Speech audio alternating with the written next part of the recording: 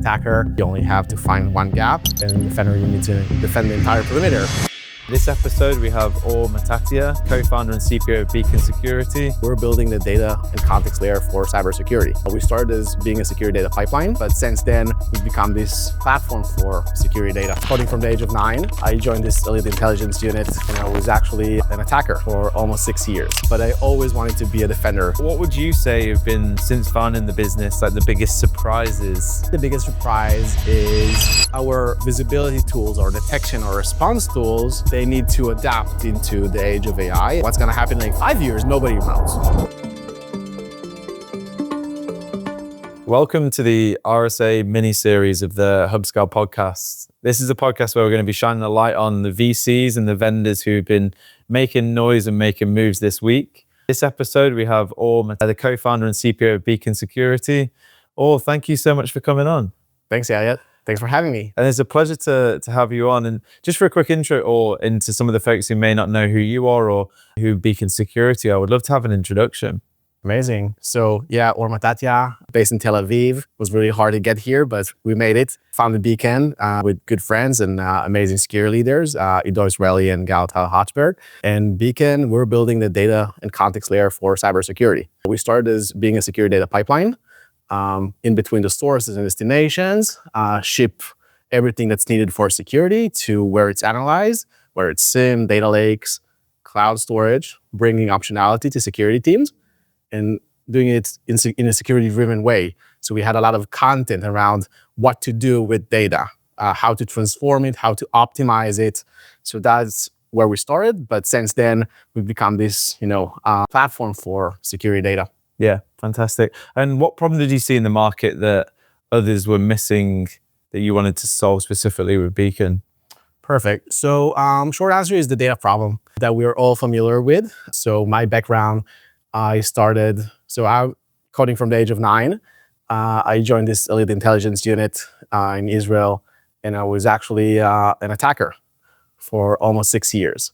But I always wanted to be a defender because that's what I found to be more challenging, right? As attacker, you only have to find one gap, and defender, you need to defend the entire perimeter, which is harder. And I was always, attracted to doing that. So then I went into nation state defense. So I worked for government, and it was back then, it was the earlier days of cybersecurity at scale, and we were constantly attacked, and we had to master data in order to really defend at scale. So me being, a developer, but also a cybersecurity researcher, I had a lot of cool ideas about how to wrangle data at scale. So when we did a lot of incident response and threat hunting, when we found large companies in Israel, it was more than a decade ago, large companies in Israel that were breached, when we arrived at the crime scene, we always saw it's a data problem, right? Maybe they missed the threat because they were not collecting the right stuff. Maybe they were collecting the right stuff, but they did not know how to analyze it. Maybe it just had 50 different names for an IP address, and it was really, really hard. It took them a lot of time. So we developed a lot of cool and novel data techniques there, how to filter things, over the air, how to not collect just everything, how to be more selective about what's the value for security of each data point. And I think these approaches, they kind of resonate today when we founded Beacon. And my co-founders also had their perspective on that space.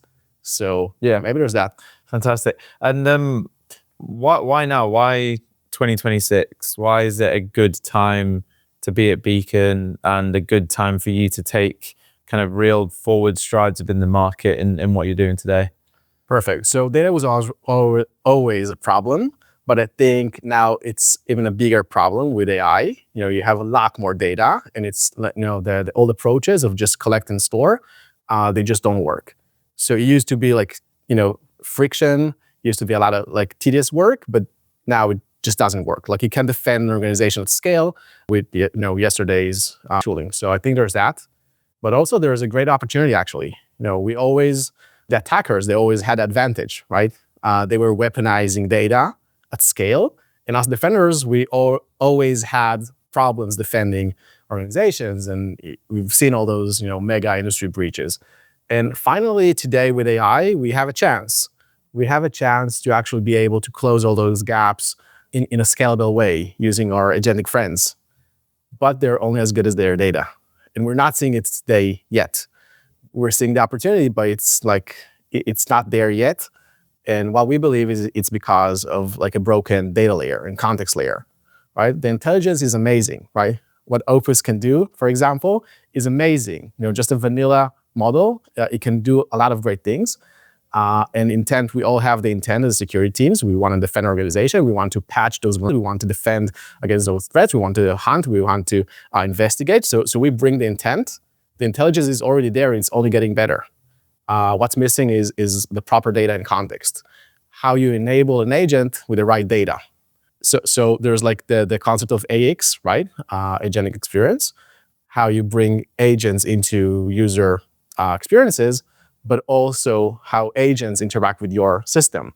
And I think a lot of the security tools that we use today were not designed for agents. And a lot of the content was not designed for agents. And they're kind of stuck. They're wasting a lot of tokens just trying to navigate the complexities that humans created, right? You have those nested JSONs. We have those macros that don't, explode to anything. We have like weird references. It's really hard for an agent to defend at scale when this is the data layer. So we want to fix that. Yeah, fascinating. What would you say like the big things that you're going to need to get right over the next 6-12 months in order to enable the growth that you're wanting to achieve? Perfect. So maybe one thing is we have a lot of like cool stuff going on in like the Beacon research lab. Beacon from the start was a security shop. It's not just like a generic ETL thing that also supports security integrations, right? So we have a great security research team, and they're doing a lot of cool stuff with data and AI. And I think our mission as management is to really take that and build that as part of like the platform at scale in the next 6 months. And it's not easy because when you're dealing with petabytes of data and you have agents and you want to be efficient, obviously, it's not easy, but we have some cool paradigms around that. So yeah, fantastic. And how do you think about product differently as a CPO specifically in this space, would you say? Cool. Like, the differentiation? Yeah. Perfect. So I think the core differentiation was to bring more security understanding into the pipeline. And that still lasts. We see a lot of generic pipelines. We see a lot of like collect and store paradigms. We see a lot of burden that gets just shipped to the practitioners. Like you have this platform that enables you to filter data, but it's on you to do that. And now the proper way is to really understand that attack landscape, model threats, see how attacks can really, each and every system in your organization, how can an attacker really infiltrate that? And then what types of logs are important for detection or hunting?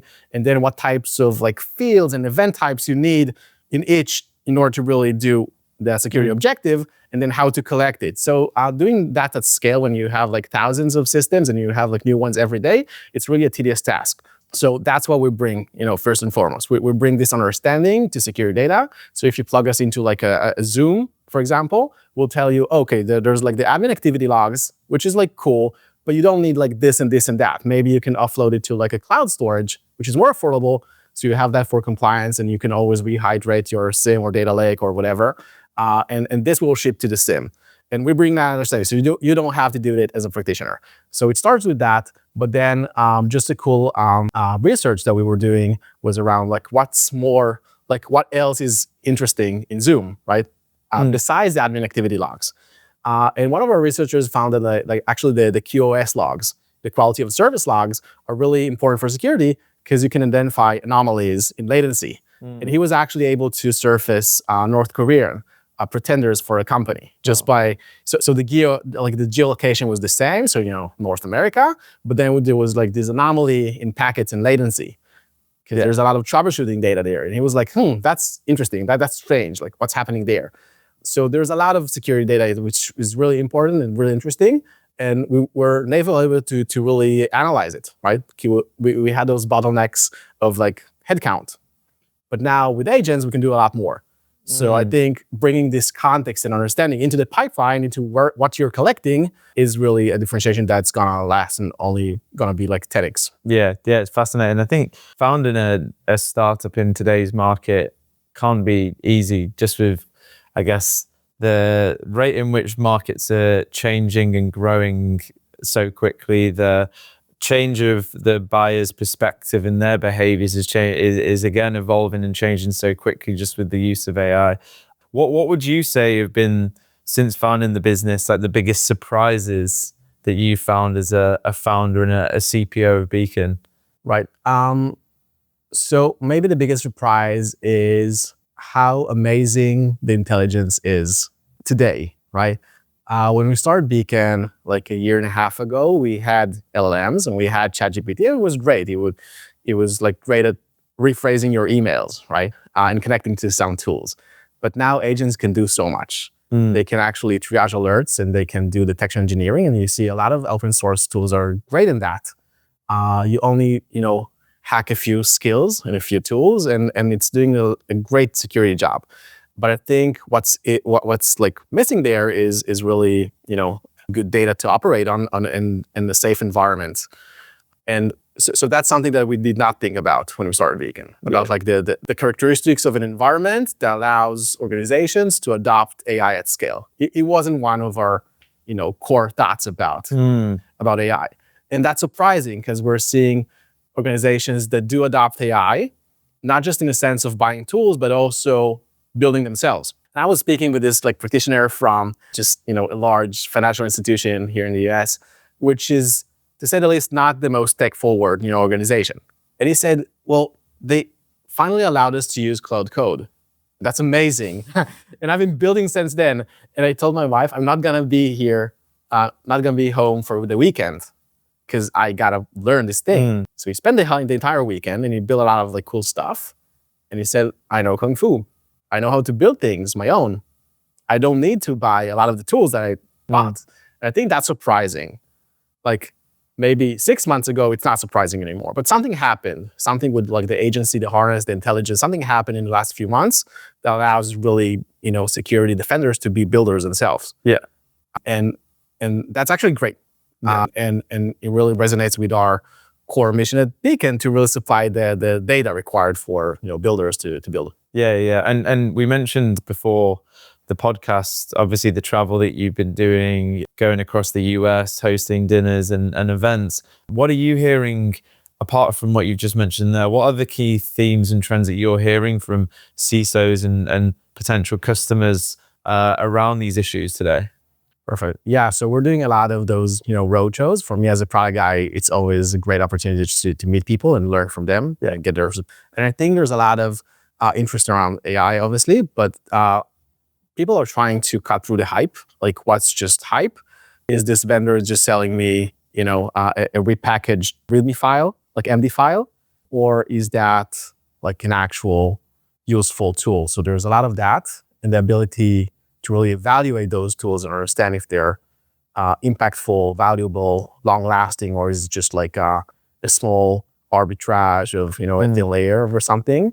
So there's like this, how do I evaluate AI tools and how do I know they're not just fluff? A second theme, which I find interesting, is really how to bring AI into the security organization at scale, how to build safely, which is hard. Like, how do I turn my security team, the security engineers, the analysts into builders? Yeah. Another one is, how do I measure? Do I look at token spend? Is that like a good measure for how AI forward AI? So just, a CISO told me this morning, I actually want to see who's spending the least amount of tokens and doing a lot of work with AI, because that means they actually know what they're doing. They're not just like burning tokens. But there's a lot of questions like, how do you measure that? Yeah. And how do you secure it as well? Obviously, CISOs don't, by nature, some of the most skeptical, closed off people, because that's just how their role is. And then giving Claude Code the freedom to run. Exactly. And I think our visibility tools or detection or response tools, they need to adapt into the age of AI. And you see some great innovations here in RSA, in the trade show floor. You see some great innovations for how to get this visibility and oversight about what agents are doing. But that's like a real problem. Yeah. It's a real problem. And from like a data perspective, we're essentially Beacon wants to be where security data is, right? And it can be anywhere.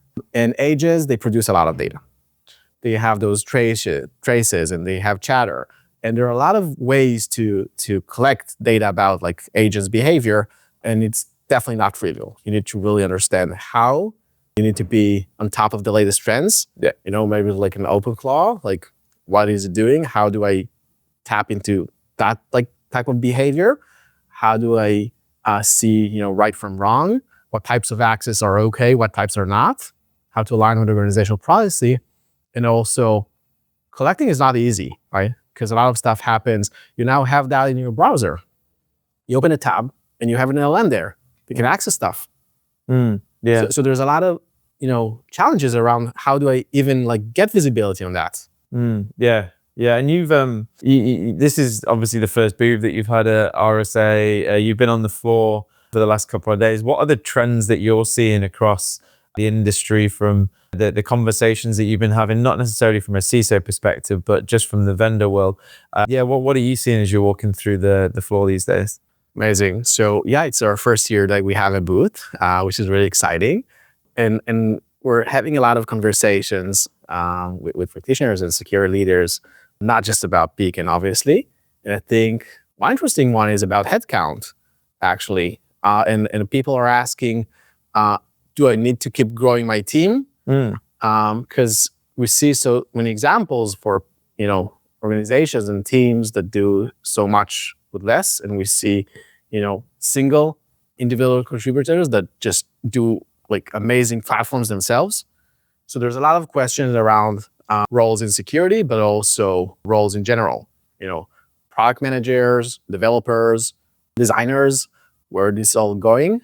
And so that's like more of the chatter between founders, like what's happening in that space. Like how do we build a successful company these days? Yeah. I was speaking with a venture capitalist on a previous podcast earlier today, and we were talking about how with the progress of AI and the roles within product and engineering, with the reduction of cost for like labor around that, and not having to need to hire X amount of people, whereas maybe 3 years ago you would have to get the same result. Are we going to see businesses raising less funding because they just don't need as much cash anymore?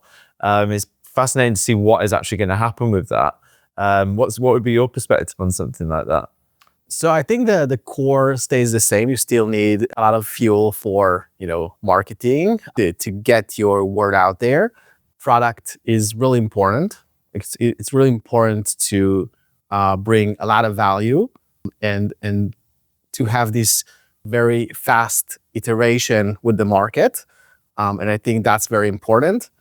In order to get to customers, you still need some fuel. So I think, yeah, Absolutely. maybe even, I don't know, but maybe even the opposite, right? Because today it seems as if the winner takes all, right? And in order to win, you need some fuel. So yeah, you can definitely do more with less. We're seeing that every day in our trenches of Beacon. But then again, in order to bring that value at scale, it still requires some Yeah. If your 5 competitors have raised 50 million and you're only raising 5 million, it's going to be difficult to scale through and compete with those with the resources that they have, isn't it? That's what one of the VC guys was saying prior on a previous podcast. What themes would you say are getting the most attention at the moment? Obviously AI and security, but like other than that, or like cutting through that a little bit, what would you say like the key themes that you're seeing from the conversations that you're having around like areas of security? Right. So there was a lot of interest around the deep fakes. How do we surface that? How we detect that? I think it's really interesting. And not just from like the technological perspective of like how we really identify. Not always they have 6 fingers, right? So it's really hard to detect. And also, how do you bring that knowledge to the enterprise? Like how do you package that in order that organizations don't have, they minimize and mitigate risks from deepfakes. So that's another area which is super interesting. Yeah. How much are you seeing of AI like genuinely being innovative and improving customer outcomes versus noise these days? I guess it's a mixture of both. tell me about your perspective, right? I think it's a mixture of both. Yeah, It's really hard to understand like which is which. Yeah, I would completely agree. I think there's the challenges is obviously there's just so many startups coming through like week by week, isn't it? That to be able to decipher and cut through the noise is difficult. And also as a startup, I can imagine with Beacon, it's difficult to stand out or to create a roadmap where you can and a messaging and branding where you can really stand out versus the noise and the competition. So the way we were thinking about it is that obviously you need to have like the core value, and that just needs to work. Yeah. And you know, aggregating alerts is not a great value in 2026, right? So you need to have something that's really working with customers that are happy and they need more of that and they can't live without that. So you need to have that. Like that these were always the basics of, you know, product. But in order to really be ahead of the curve in a world that's becoming more and more agentic, the way we think about it is that if you're an agentic company, you'll be able to do that. But if you're not, you won't be able to really. And I think this is an approach we also, I believe, organizations should adopt and security leaders should adopt when they evaluate vendors, right? It's not enough that this thing has an MCP server and that it serves agents. That's not agentic. It just means that you have an MCP server. And vendors are not agentic themselves. So whether cloud security, endpoint, vulnerability management, SIEM. So if you're not agentic yourself, it means that maybe you'll be lagging behind. Yeah. Because in order to serve agents, you need to be agentic yourself. Yeah. So this is how we're thinking about it at Beacon. So when we build this, you know, data and context layer, and we're gonna build like more and more modules and features and our own agents. On top of that, that's the way we think about it. Like, is it agentic, like really agentic or not? Yes. Yeah. And just out of interest, what would you say is like the biggest lesson that you could take away from the week so far that you think is going to shape the product roadmap that you're going to have over the next 12 months? Is there anything that maybe you've come into this week thinking and you've thought, oh, actually, that's quite interesting and looking to potentially reshape? My thinking was really around the agents that we build at Beacon that we enable customers with. And we have a fleet of, you know, security engineers and data wranglers and optimizers and schema wranglers. And I think we're really doing valuable stuff there. What has changed is that as I met practitioners, I learned that they can build a lot of stuff themselves. And Beacon as a platform, as an agentic platform, needs to be able to allow people to just use their own cloud code and do a lot of that, which is amazing, actually.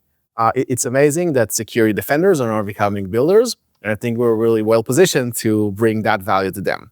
So we have like the data and the context, and our agents help their agents succeed in like a safe and controlled environment. So they only get the data that they need, and they only waste tokens to get value. It's not just like, let's find this log, I don't know where it is. Yeah. But yeah, I'm definitely gonna like dedicate more story points to that, to allow builders to build with Beacon. Yeah, absolutely.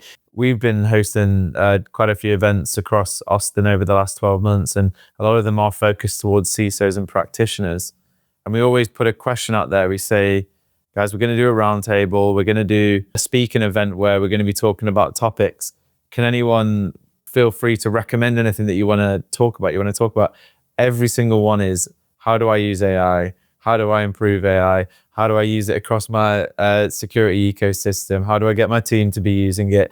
That is the top of mind over the last 12 months for pretty much all the security practitioners that we've been working with. So it's fascinating. Yeah, it's really what we see the field as well. And I think we're now not just a vendor in you know, SecOps space. We don't just help, you know, organizations detect and investigate and respond. But they also see us as trusted advisors in you know, security data management. Like, how do I build my like data program to enable agentic flows on top of that? So there's a lot of just, you know, Q&As and what we see in the field, what they see in the field. So that's fascinating, actually. Yeah. And you're building an early stage business in today's market, in the proverbial knife fight, in the weeds on a day-to-day basis at the moment. From your perspective over the last year and a half building Beacon, what advice would you give to other founders who are wanting to build an early stage company and go out there and create something? First, definitely do that. It's so fun. It's intense, but it's so fun and an amazing learning experience. And probably the best like self-growth experience that you can like get yourself. I'd say focus on talent. Focus on talent. People that are builders, that are thinkers, that it feels as if the roles are converging into like one or three or two things. So obviously you need to know the what, like what am I building, to know the landscape, the customers, the problems, the needs, the pain points. So there's that. And you can't just have like product managers know that. And right. Everybody needs to know that. And you need to like, as management, as founders, you need to deliver that at scale, just the why and the what.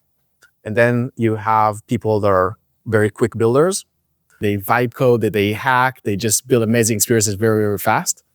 You definitely want to have these. And then you have architects, people that are just building the heavy machinery that you just can't vibe code in a day. You need to have both, and both need to know the what. And so I'd say, my 2 cents per founder is focus on these folks. Yeah. And you have a great time together. Yeah, fascinating. Yeah, it's fascinating you say about the personal development piece, because I couldn't agree more. I was listening to a podcast the other day that described founding a business as, or was it a personal development vehicle disguised as a capitalist pursuit? And I was like, I couldn't sum it up perfectly enough. You challenge yourself every day. You're learning new things. You're always developing to be the better version of yourself. And no, it's fascinating. And what have been the biggest challenges that you found over the last year and a half building the business? I'd say, well, it wasn't challenging until we were like on top of it, but to agentify everything. We started Beacon a year and a half ago. And as I mentioned, one of our core value propositions is how we optimize logs, how we enable organizations to only get to their like SIEM or data lake, only the data that they actually need. So we built a lot of content around that because it was just not there. The coding agents, they read the entire like humanities knowledge base, right? They scan those open source repos and they're great at coding. But those, the research agents, like the security agents that we built, they did not have the knowledge base to read from, because nobody was doing like a proper work around like what's important for security, what types of logs, how to get, an objective driven, data program into your security. What types of logs are important for each type of attack. So we had to create that our own. And the challenge was really to do that and then to agentify it. Yeah. But we've done it. So yeah. It was challenging, but fun. Yeah, I love that. And looking forward at the next 12, 18 months for Beacon, where do you see the business in say 18 months time? Oh, wow. You never know. It's a hard thing to answer. Yeah, it's all happening. I do like product leadership for a long time now. And back in the day, they asked me like, what's going to happen in like 5 years? And I had like a proper answer. The short answer is that nobody knows. Yeah. Nobody knows. I think if you're like close to pain points, close to attacks and threats, and you master data, I think you'll be really ahead of the curve. And I think what we're building at Beacon is really that. So we're working with practitioners, with security teams on fixing data for security and enabling that for agents at scale. And I think with today's intelligence, you can build so much. And in a year and a half from now, I think it will be so amazing that you'll be able to run secure operations with that. Yeah, fantastic. And what are you most excited about in the security industry as a whole? If we forget about Beacon for 1 second, which is obviously going to be the most exciting thing for you in the market, what are you seeing that makes you really excited about the future of the industry?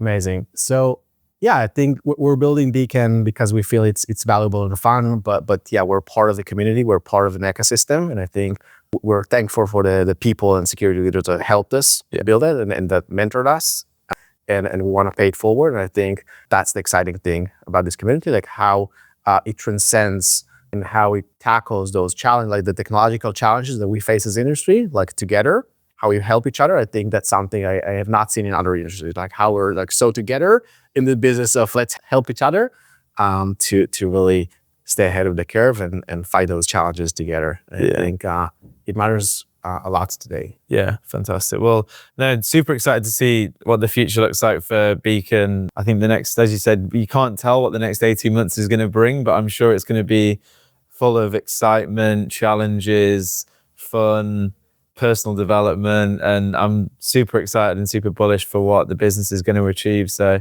yeah, really exciting. And yeah, thank you so much for coming on the podcast. It's been a pleasure. I'm sure we'll be sitting here in 12 months' time with a new story to tell, and it's going to be exciting. I love that. Thank you so much for Amazing. Thank you so much. Cheers. Bye-bye.